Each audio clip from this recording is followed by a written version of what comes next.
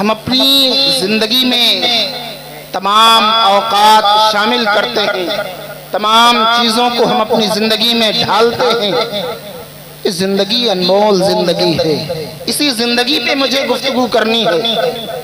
اور جس آیت کو میں نے پڑھا ہے وہ صرف ہماری زندگی کے متعلق ہے، اور مجھے اس زندگی کے بارے میں کچھ گفتگو کرنی ہے، اور امید کرتا ہوں رب پاک ذات کی ذات سے کہ یہ باتیں ہمارے دلوں میں نقش کرے گا رب کائنات، اور اس پر ضرور عمل کرتے ہوئے نظر آئیں گے۔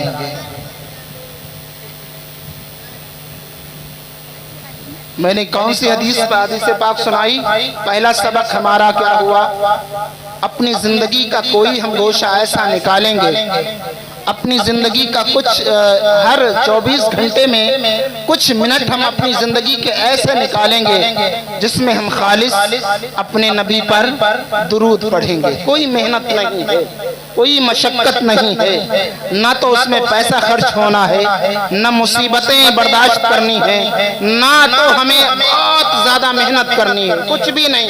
بستر پہ لیٹے ہیں تو نبی کا درود پڑھ رہے ہیں، چل پھر رہے ہیں تو نبی پر درود پڑھ رہے ہیں، اپنا کام کر رہے ہیں تب بھی نبی پر درود پڑھ رہے ہیں۔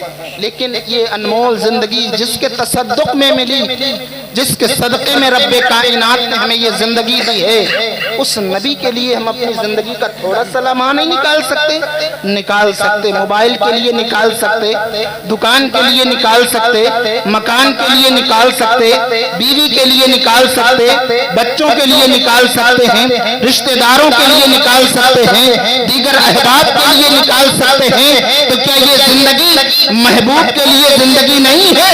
میرے پیر و مرشد نے فرمایا ہے کہ یہ زندگی کسی اور کی نہیں ہے، یہ زندگی کسی اور کے لیے نہیں بنائی گئی ہے۔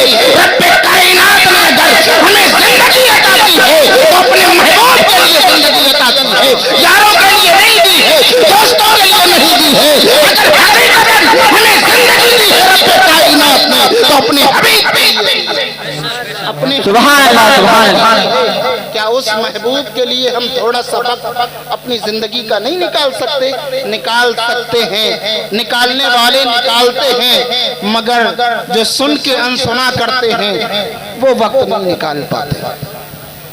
جو کام کی چیزیں ہیں مسلمانوں کے پاس ان کا وقت نہیں، جو کام کی چیزیں ہیں مسلمانوں کے پاس ان کا وقت نہیں۔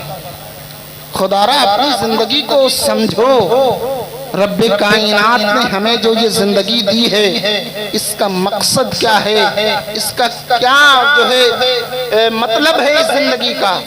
ہم نے سب کچھ تو یاد رکھا ہے مگر جو ہمیں رب نے زندگی دی ہے زندگی کا مقصد یاد نہیں رکھا۔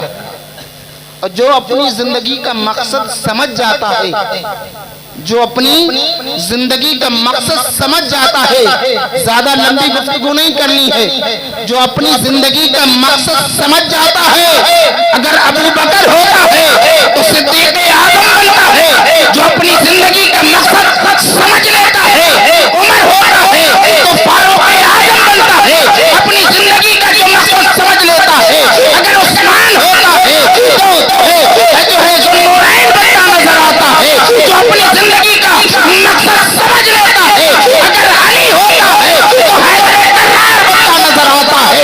آگے اور بڑھتے آؤ، جو اپنی زندگی کا مقصد سمجھ لیتا ہے، اگر عبد القادر ہوتا ہے تو غوث اعظم بنتا نظر آتا ہے۔ اگر اور آگے بڑھتے آؤ، اگر اپنی زندگی کا مقصد جو سمجھ لیتا ہے، اگر معین الدین ہوتا ہے تو خواجہ اعظم بنتا نظر آتا ہے۔ اور آگے بڑھتے چلے آؤ، جو زندگی کا مقصد سمجھ لیتا ہے، اگر احمد رضا ہوتا ہے تو اعلیٰ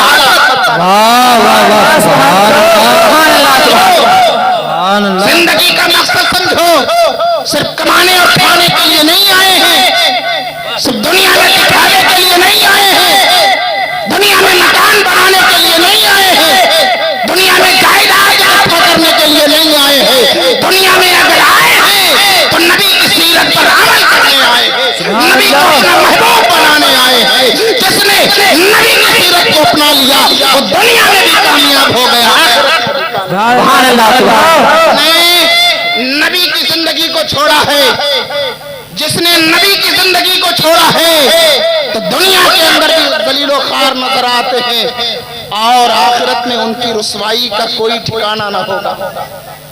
اگر چاہتے ہیں کہ دنیا بھی ہماری سرخرو ہو جائے، اگر چاہتے ہیں کہ دنیا بھی ہماری اچھی ہو جائے اور دنیا کے ساتھ ساتھ ہماری آخرت بھی اچھی ہو جائے، تو آج ہی سے یہ عہد و پیمان کریں کہ دنیا داروں کی زندگی کو اپنی زندگی میں شامل نہیں کرنا ہے۔ جس کو رب کائنات نے ہمارا پیشوا بنایا ہے، ہمارا آئیڈیل بنایا ہے، اس محبوب کی زندگی کو اپنی زندگی میں شامل کریں گے، اس محبوب کی زندگی کو اپنی زندگی میں شامل کریں گے، ورنہ آپ جانتے ہیں ابھی میں اپنی گفتگو کا آغاز نہیں کر رہا، ابھی تو میں نے آیت جو میں نے پڑھی ہے ادھر میں گیا بھی نہیں ہوں۔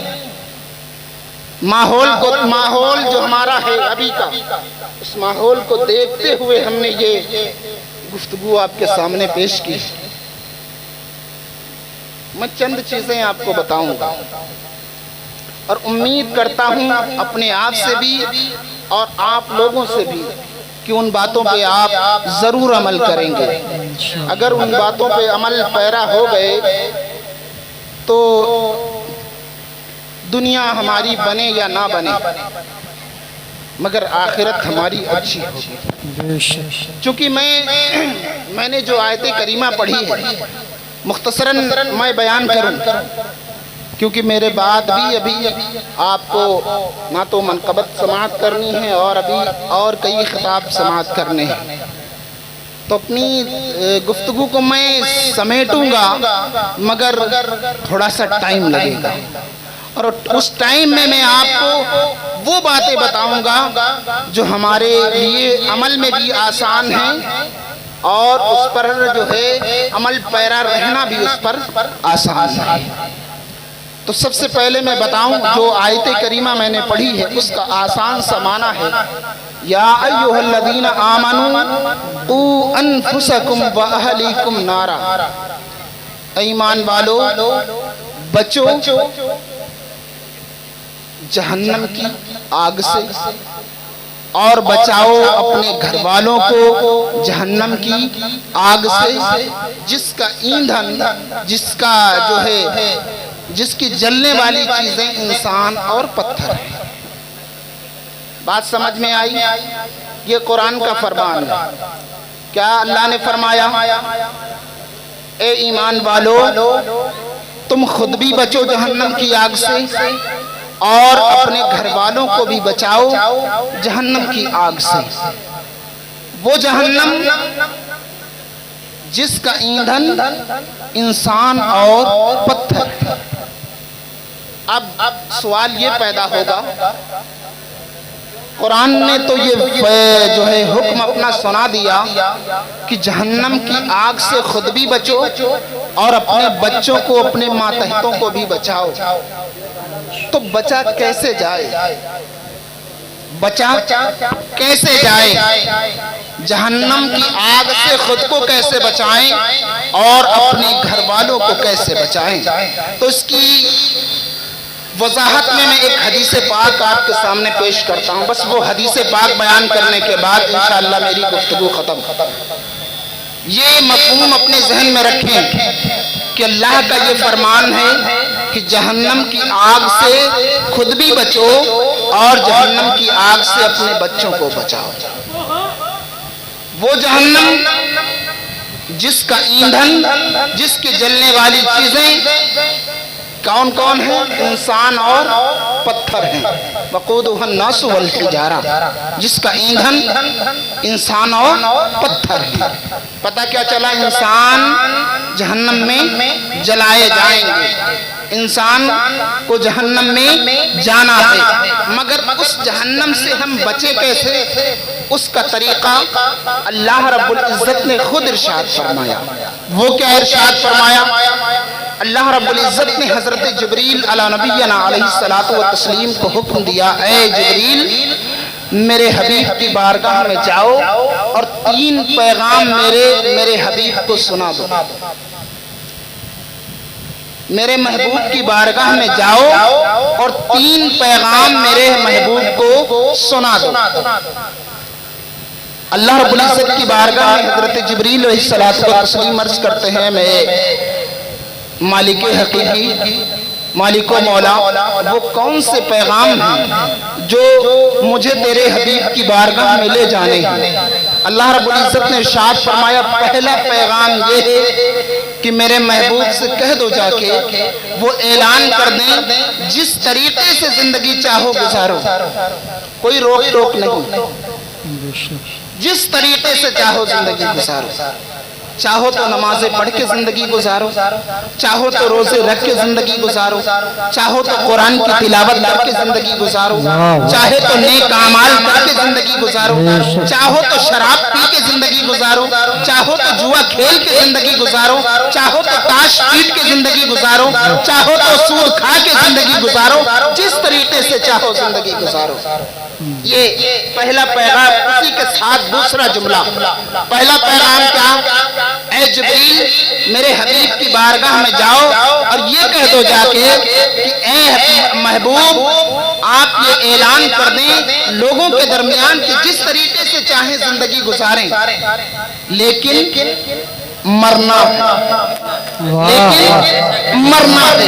پہلا پیغام بغور سنیں، میرے پروردگار عالم نے حضرت جبریل علیہ السلام کے ذریعے اپنے حبیب کی بارگاہ میں یہ پیغام بھیجا، اے حبیب آپ اعلان کر دیں زمانے والوں کے سامنے کہ جس طریقے سے چاہیں زندگی گزاریں، حلال کی کھا کے زندگی گزاریں یا حرام کی کھا کے زندگی گزاریں، ثواب پا کے زندگی گزاریں یا گناہ کر کے زندگی گزاریں، جس طریقے سے چاہے زندگی گزاریں، ان کو اختیار ہے، لیکن زندگی گزارنے کے بعد مرنا ہے، زندگی گزارنے کے بعد مرنا ہے۔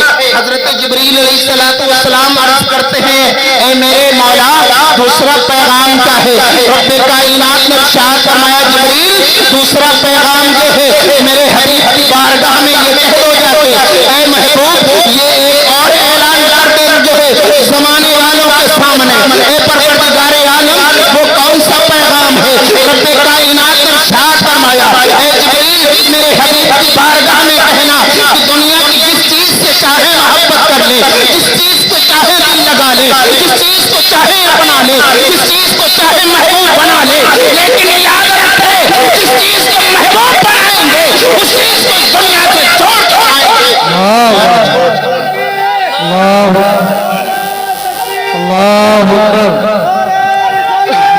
زندہ باد زندہ باد زندہ باد زندہ باد اللہ تشریف رکھیں آپ حضرات۔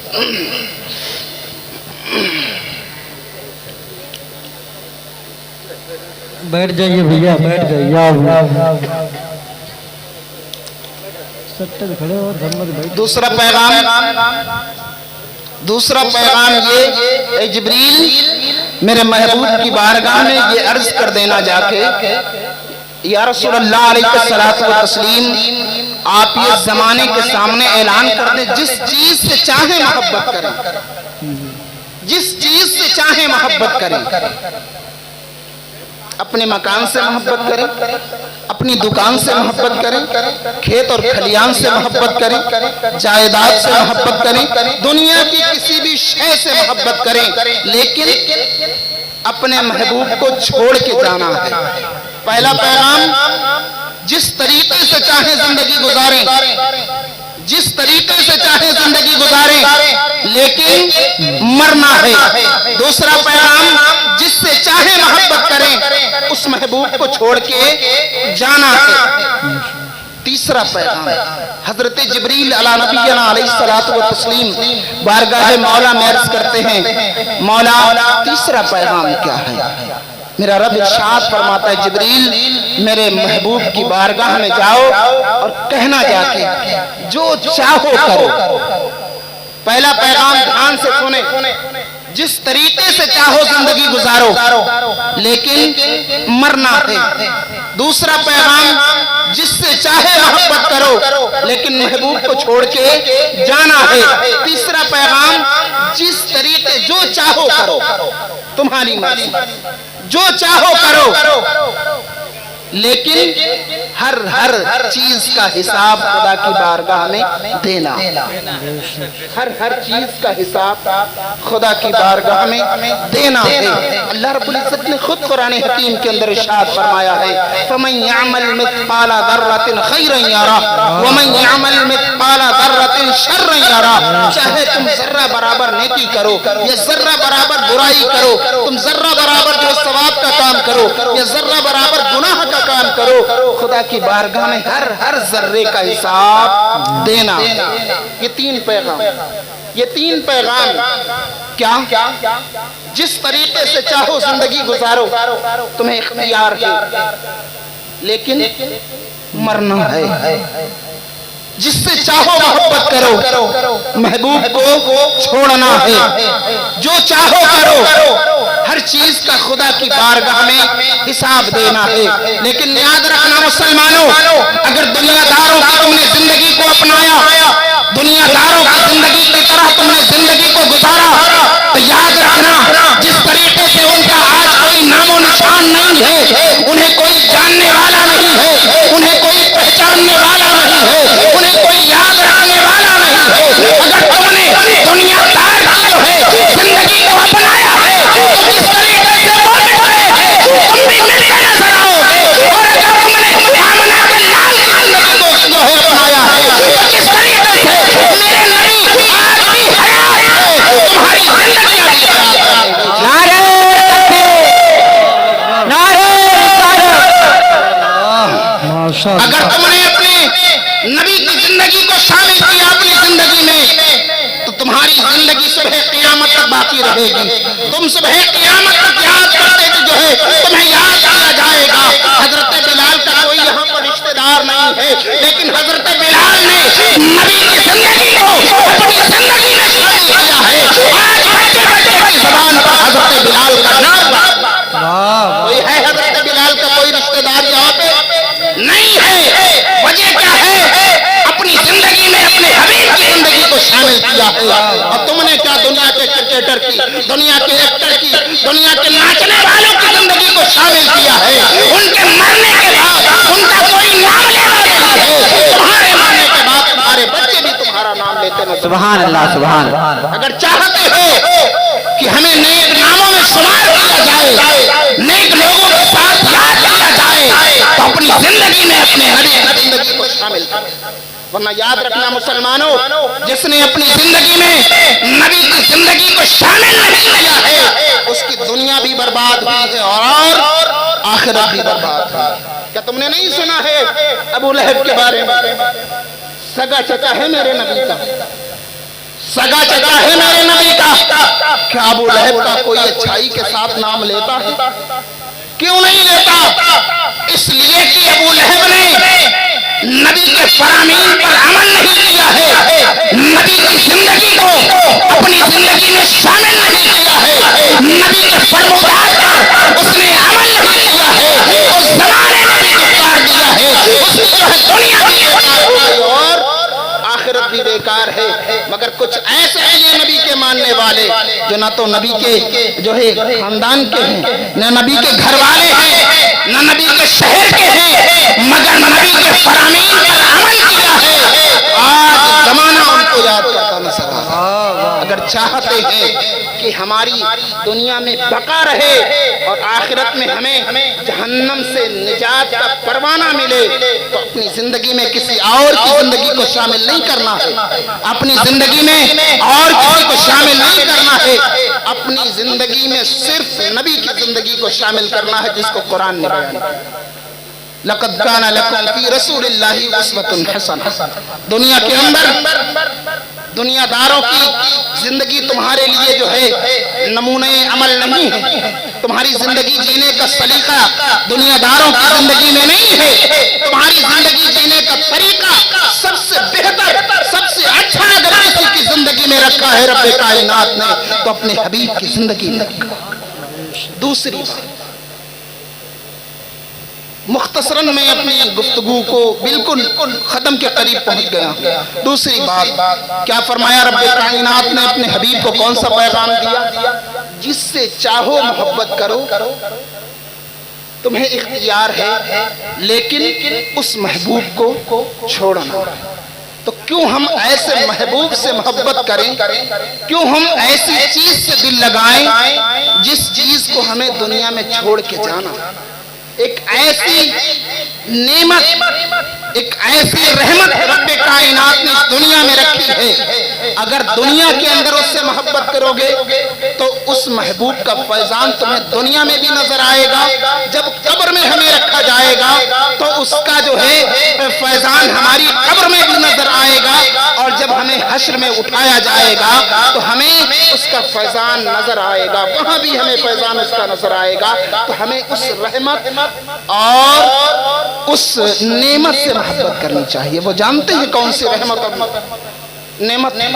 وہ کوئی اور ذات نہیں، وہ کوئی اور شے نہیں ہے، وہ کوئی اور چیز نہیں ہے، وہ بھی میرے نبی پاک صلی اللہ علیہ وسلم کی ذات گرامی۔ کیا آپ نے نہیں سنا؟ کیا آپ نے نہیں سنا؟ جب بندے مومن کو قبر میں رکھا جاتا ہے، ہمارا ایمان اور عقیدہ تو یہی ہے کہ ہر بندے مومن کی قبر میں میرے آقا جلوہ افروز ہوتے۔ ہر مومن کی قبر میں بتائیے ہمیں، دنیا کے اندر جس چیز سے ہم موبائل سے محبت کرتے ہیں، ہمارے مرنے کے بعد یہ موبائل ہمیں قبر میں ملے گا؟ آپ بتائیں، اپنی زبان سے بولیں، جس موبائل سے ہم بے پناہ محبت کرتے ہیں، کیا یہ موبائل ہمیں قبر میں ملے گا؟ جس مکان سے ہم بے پناہ محبت کرتے ہیں، کیا یہ مکان ہمیں قبر میں ملے گا؟ جس دکان سے ہم بے پناہ محبت کرتے ہیں، کیا ہمیں یہ دکان قبر میں ملے گی؟ نہیں ملے گی۔ دنیا کی کوئی شے ہو قبر میں ہمارا سہارا بنتی نظر نہیں آئے گی، لیکن آمنہ کا وہ لال ہے، اگر دنیا کے اندر ہم نے اس سے محبت کی ہے تو قبر میں بھی سہارا بنتے نظر آتے ہیں۔ میرا امام کہتا ہے قبر میں لہرائیں گے، میرا امام کہتا ہے قبر میں لہرائیں گے تا حشر چشم نور کے جلوہ فرما ہوگی جب طلعت رسول اللہ۔ واہ واہ واہ، بے شک۔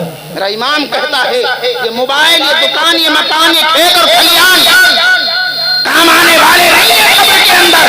اگر چاہتے ہیں کہ ایسے سے محبت کریں جس کی محبت دنیا میں بھی کام آئے، جس کی محبت قبر میں بھی کام آئے، جس کی محبت حشر میں بھی کام آئے، تو آمنہ کا لال ہے، دوسرا اور کوئی نہیں۔ اور ہم نے کس سے محبت کی ہے خدا جانے۔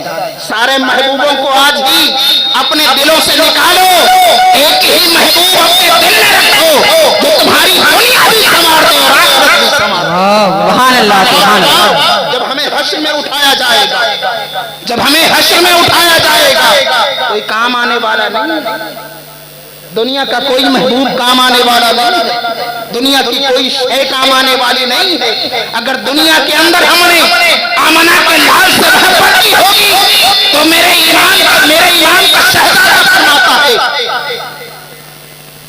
حضور مفتی اعظم ہند علیہ رحمت و رضوان ارشاد فرماتے جب ہمیں حشر میں اٹھایا جائے گا، ڈھونڈا ہی کرے صدر قیامت کے سپاہی، ڈھونڈا ہی کرے صدر قیامت کے سپاہی، وہ کس کو ملے جو تیرے دامن میں چھپا ہو، وہ کس کو ملے جو تیرے دامن میں چھپا ہو۔ اگر ہم نے محبوب نبی سے محبت کی ہے تو وہ ہماری قبر میں بھی رہنمائی کرتے نظر آ رہے ہیں اور حشر میں بھی اپنے دامن میں چھپاتے ہوئے نظر آ رہے ہیں۔ سبحان اللہ، سبحان اللہ۔ کوئی محبوب نہیں ہے، دوسرا کوئی دل لگانے والا نہیں ہے، اور جس سے بھی دل لگاؤ گے دھوکہ پاؤ گے۔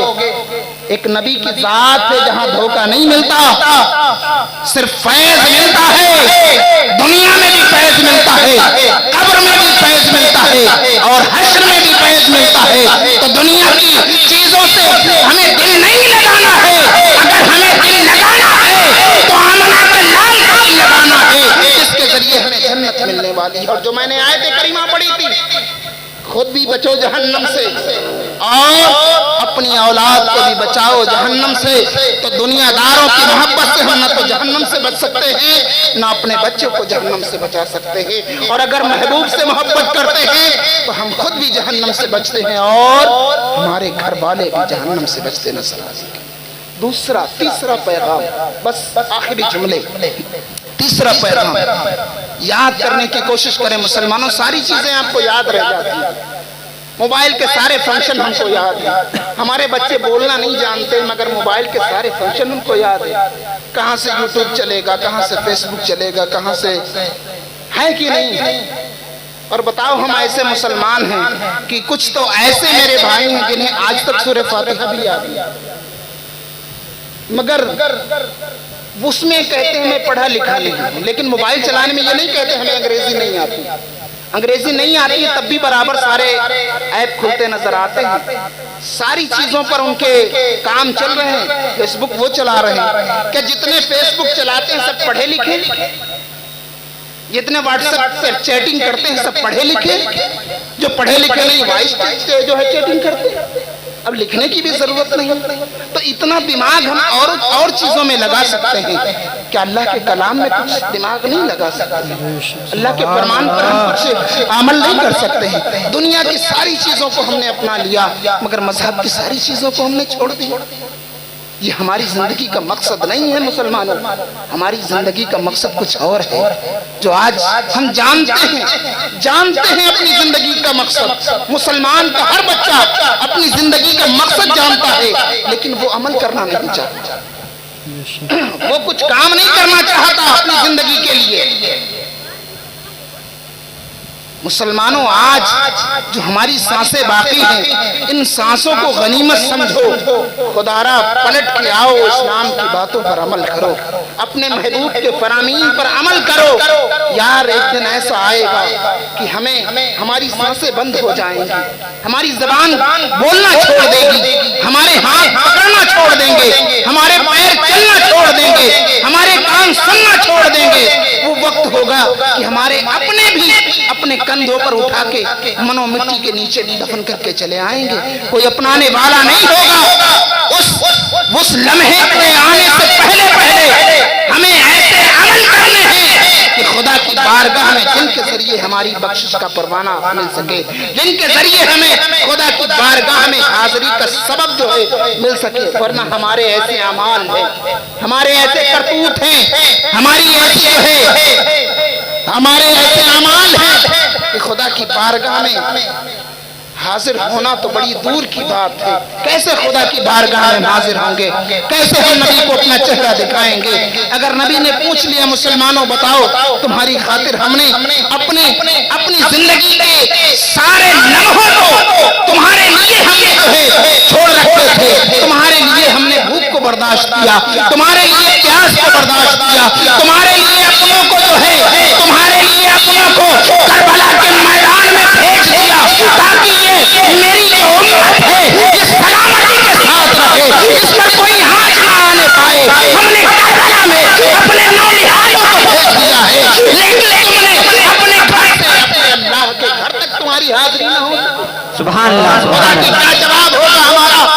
کوئی جواب خدا رسول کے سامنے نہ ہوگا، ایسے ہی آئے ایسے ہی چلے جائیں گے۔ اور ایک بات میں ہمیشہ بیان کرتا ہوں، یہ جو زندگی ہم جی رہے ہیں، یہ جو زندگی ہم گزار رہے ہیں، یہ زندگی ایسی زندگی جانور بھی گزارتے ہیں۔ یہ میرا اپنا قول نہیں ہے، یہ میرا اپنا قول نہیں ہے، جو زندگی ہم گزار رہے ہیں ایسی زندگی جانور بھی گزارتے ہیں۔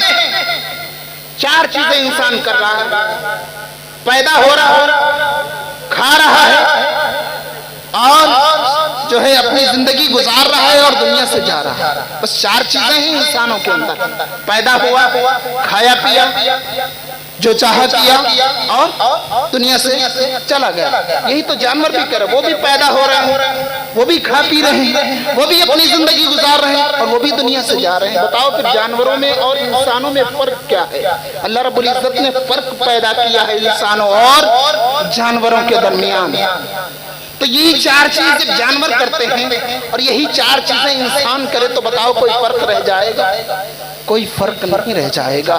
تو ہمیں جانوروں کی طرح زندگی نہیں گزارنی ہے، ہم جانوروں کے تابع نہیں ہیں، ہم جانوروں کے فرما بردار نہیں ہیں۔ ہم اگر کسی کے تابع ہیں تو اللہ کے حبیب کے تابع ہیں، اگر ہم کسی کے فرما بردار ہیں تو اللہ کے حبیب کے فرما بردار ہیں۔ تو جس طریقے سے اللہ کے حبیب نے زندگی گزارنے کا طریقہ دیا ہے اس طریقے سے ہمیں زندگی گزارنی چاہیے، اوروں کی طرح نہیں۔ بے شک سبحان اللہ۔ یہ میری باتیں ذرا کڑوی لگیں گی مگر حقیقت یہی ہے، حقیقت یہی ہے۔ سو کے سب سے پہلے اٹھتے ہیں، منہ دھویا جائے یا نہ دھویا جائے، اگر دکاندار ہے تو سب سے پہلے دکان کا تالا کھولتا ہے۔